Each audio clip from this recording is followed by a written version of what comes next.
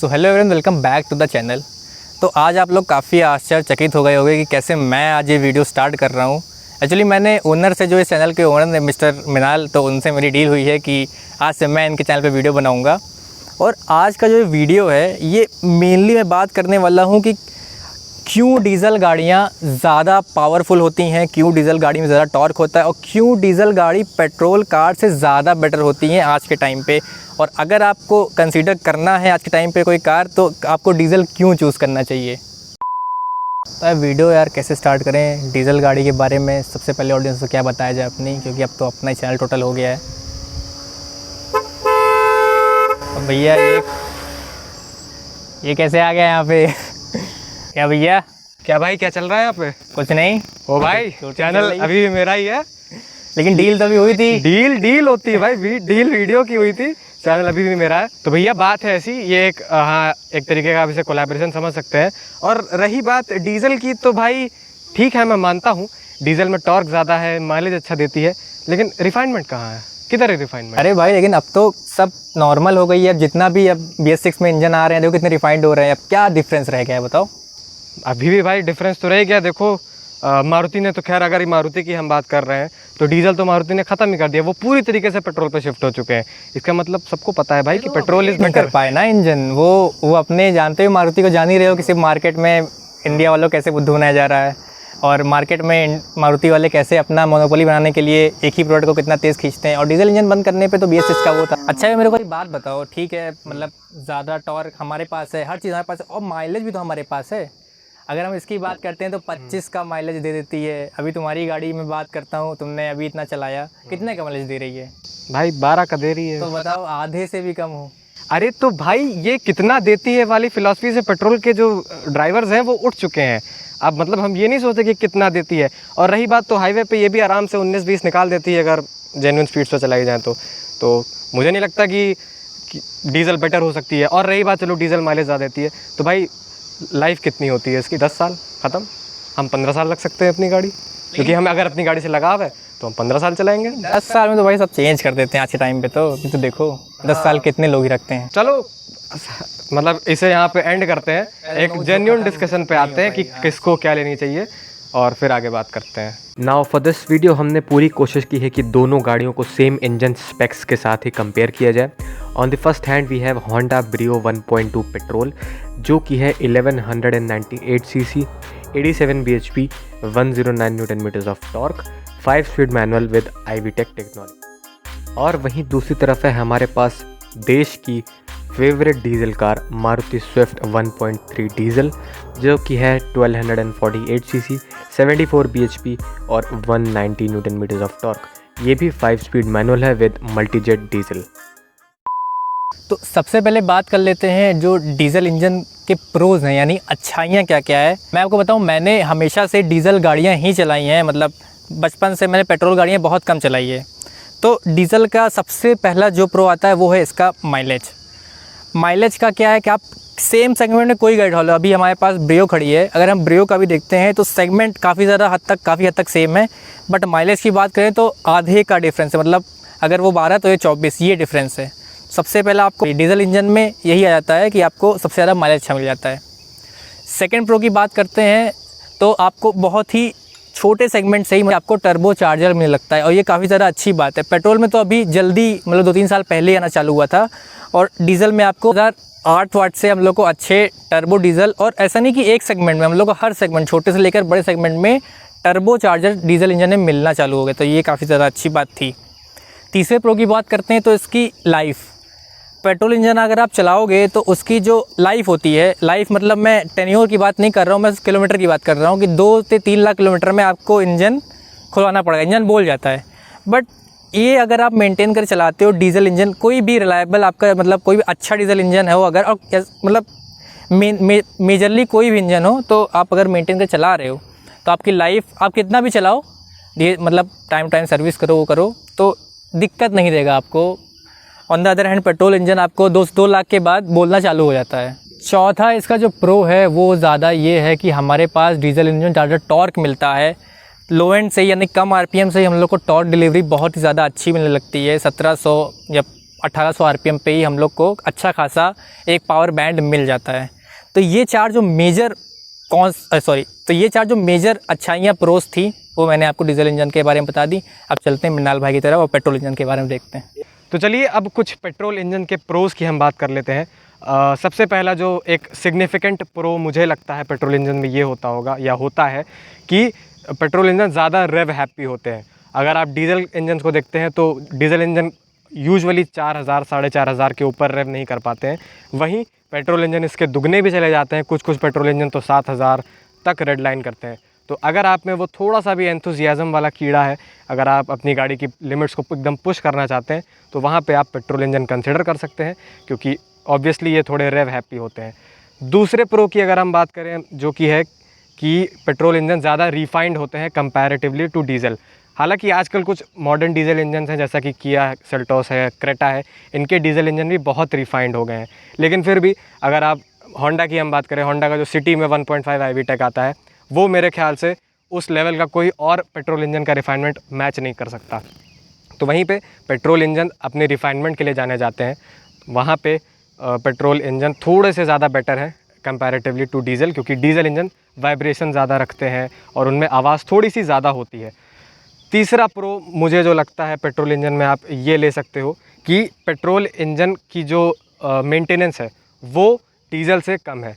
अगर आप एक सर्विस, जैसे यूजुअली अगर आप कोई अपनी गाड़ी रखते हो, हर 6 महीने पे सर्विस कराते हो, कभी भूले भटके एक सर्विस मिस हो गई 6 महीने के इंटरवल वाली, तो आपको दिमाग में एक वो नहीं रहता है कि यार एक सर्विस मिस हो गई मेरे इंजन पे कुछ इफ़ेक्ट तो नहीं आएगा। ऐसा नहीं होता है। डीजल इंजन में थोड़े पार्ट ज़्यादा होते हैं, इंटरकूलर है, टर्बो चार्जर है, तो वहाँ आपको थोड़ा सा मेंटेनेंस पे ज़्यादा ध्यान देना पड़ता है।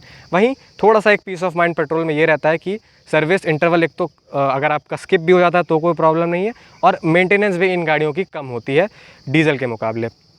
चौथा पॉइंट ये है जो कि अभी हाल ही के सिनेरियो में देख के मैं कहना चाहूँगा कि जैसे जो हमारे दिल्ली NCR का रीजन है, वहाँ पे डीजल गाड़ी की लाइफ 10 साल रख दी गई है और पेट्रोल गाड़ी की 15 साल रख दी गई है।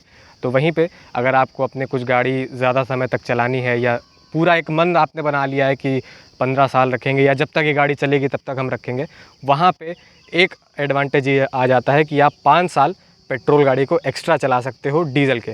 डीजल आपको 10 साल बाद स्क्रैप ही करनी पड़ेगी। दिल्ली NCR जैसे रीजन की मैं बात कर रहा हूँ, और तो अभी ऑल ओवर इंडिया ये रूल कहीं नहीं आया है, लेकिन एक लिमिटेशन ये भी है कि 10 साल उन डीजल इंजन की लाइफ है और पेट्रोल इंजन की 15 साल। तो कुछ ये प्रोज़ हैं पेट्रोल इंजन के। अगर आप पेट्रोल कंसिडर कर रहे हो तो आप इन फ़ायदों के साथ आप डीजल के आगे रहोगे। तो चलिए अब दोनों गाड़ियों के, मतलब दोनों पेट्रोल इंजन और डीजल इंजन के कुछ कॉन्स की भी बात कर लेते हैं, क्योंकि हम सभी जानते हैं कि कोई भी चीज़ परफेक्ट नहीं होती और उसमें अच्छाई है तो ऑब्वियसली बुराई भी होगी। सबसे पहले पेट्रोल इंजन की बात कर बुराई में, अगर आप माइलेज के शौकीन हो या आपके दिमाग में वो कितना देती है वाला कॉन्सेप्ट है, तो पेट्रोल इंजन से आपको सिटी में कभी भी अच्छा माइलेज नहीं मिलेगा। आप कोई सी भी ब्रांड के ले लो, मारुति हो, hyundai हो, होंडा हो, वो भले ही क्लेम कर दें 25 किलोमीटर 26 किलोमीटर पेट्रोल में, लेकिन सिटी वाली कंडीशंस में आपको अच्छा माइलेज नहीं मिलेगा। अगर आप ये सोचते हैं कि हमारी गाड़ी 20 का माइलेज सिटी में भी देगी, तो वो चीज़ पॉसिबल नहीं है किसी भी कंडीशन में। अगर आप AC भी बंद कर लें, शीशे भी खोल लें, कितना भी वेट रिडक्शन कर लें, मतलब इतना भी नहीं कि सब कुछ निकाल दो, लेकिन ये गाड़ियाँ सिटी में अच्छा माइलेज नहीं देती हैं, जो कि एक फैक्ट है। वही बात अगर हम लोग डीजल इंजन की करते हैं तो डीजल इंजन का सबसे बड़ा जो एक कॉन आता है वो है वाइब्रेशंस। आपको आज के टाइम पे भले आपको थोड़ा सा BS6 में अच्छे और रिफाइंड इंजन मिल सकते हैं, बट कई सेगमेंट ऐसा है, कई गाड़ियां ऐसी जिसमें अभी भी पेट्रोल के कंपैरिजन में इंजन रिफाइंड नहीं है और अभी भी कुछ ईयर्स में हो भी नहीं पाएंगे। तो सबसे बड़ा कॉन तो ये आता है कि रिफाइनमेंट आपको इशू मिलेगा, इतनी ज़्यादा स्मूथनेस नहीं मिलती है डीजल इंजन में। वहीं अगर आप डीजल इंजन को देखते हैं तो छोटे डीजल इंजन यानी कि 1.1 लीटर के जो hyundai के डीजल इंजन आते थे पहले, उनमें भी टर्बो चार्जर आपको मिलता था। वहीं ऐसा पेट्रोल में अभी 2 सालों में शायद से आने लगे हैं, वरना दूर दूर तक तो ऐसा कुछ भी नहीं था। इवन 1.5 लीटर, 1.6 लीटर, 1.8 लीटर में भी नेचुरली एस्पिरेटेड आपको मिलते थे। तो अगर आप बहुत ही ज़्यादा हाई एंड में जाते थे तब आपको कहीं टर्बो पेट्रोल इंजन देखने को मिलते थे, और उसका भी कंसेप्ट मतलब 2-3 ईयर्स पहले ही आया। मेरी 2-3 सालों में वो कंसेप्ट आया जब से लोगों ने थोड़ा पोलो वगैरह चलाई। पोलो के जो TSI इंजन थे, उनमें देखा कि टर्बो पेट्रोल हाँ एक अच्छा इंजन ऑप्शन आ रहा है। तब वहीं अगर आप देखो मास मार्केट की अगर हम बात करें तो मारुति का जो 1 लीटर बूस्टर जेट आया था बलेनो RS के साथ, तो इधर ही कुछ 2-3 साल पहले की बात है जहाँ पे आपको छोटे पेट्रोल इंजन भी टर्बोचार्ज देखने को मिलते थे, वहीं डीजल आपको छोटे इंजन से ही टर्बोचार्ज देखने को मिलते थे। तो टर्बोचार्जर की बात भाई कर ही रहा है तो मैं आपको बता दूं, भले इसमें टर्बोचार्जर आपको डीजल गाड़ियों में मिलता है, बट सबसे ज़्यादा सिटी ट्रैफिक में आपको डिस्टर्ब करता है वो है टर्बो लैग। टर्बो लैग का मतलब ये होता है कि आपका जब आप गाड़ी स्टार्ट करके फर्स्ट गियर पे आप गाड़ी पिक करने की कोशिश करते हो तो 2000 RPM तक गाड़ी में आपको टर्बोचार्ज स्पूल नहीं होता है। स्पूल मतलब एक्टिवेट नहीं होता है एकदम, मैं अगर सरल भाषा में समझाना चाहूँ आपको। और टर्बो लैग आपको लगभग कार्स में अभी मिल जाएगा। तो टर्बो लैग सिटी ट्रैफिक के लिए थोड़ा सा आपको इशू होता है, क्योंकि आपको बहुत जल्दी गियर जो आपको मतलब पेट्रोल में पिक मिलता है फर्स्ट गियर, क्योंकि एक तो इनका इंजन होता है नेचुरली एस्पिरेटेड और इसमें आपको पिकअप इंस्टेंट मिलता है।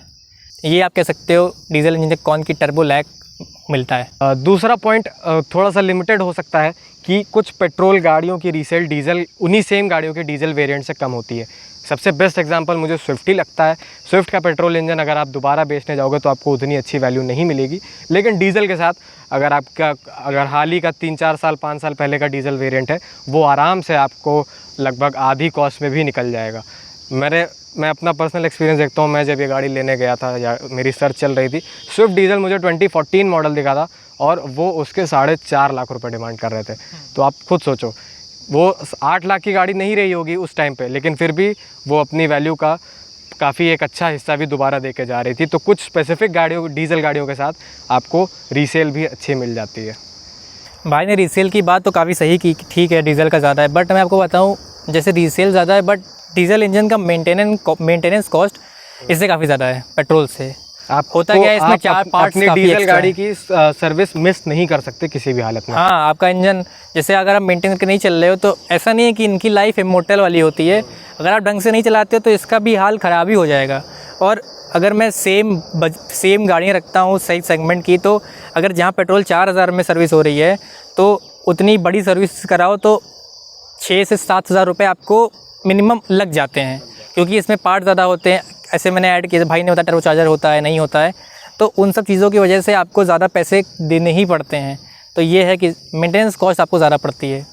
तो कुछ यही पॉइंट्स थे कि क्यों आपको डीजल कंसिडर करनी चाहिए या क्यों पेट्रोल कंसिडर करनी चाहिए, या कहाँ पे डीजल इंजन बेटर है या कहाँ पे पेट्रोल इंजन एक्सेल करते हैं। तो ये कुछ हमारे पॉइंट्स थे।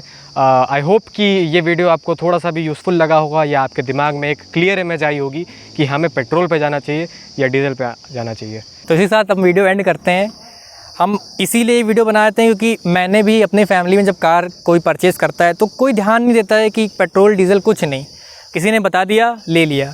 इस वीडियो का मकसद बस यही था। अगर आप यहाँ तक वीडियो देख रहे हैं तो आपके मन में एक अगर 10% भी आइडिया आया होगा तो हमको ये लगेगा कि हमने एक ठीक वीडियो बनाया है। हमारी बात आपको समझ में आई है और आप वो भेड़ चाल वाली चीज़ नहीं कर रहे हैं कि फैमिली में अगर उन्होंने कहा कि भाई डीजल गाड़ी ले लो या उन्होंने कहा पेट्रोल गाड़ी ले लो, और अगर आपकी नीड या आपका रन वैसा नहीं है तो वहाँ पे आपके पैसे तो बर्बाद होंगे ही, प्लस आप उस गाड़ी से सेटिस्फाई भी नहीं रह पाओगे। बिल्कुल सही। तो यही था आज का वीडियो।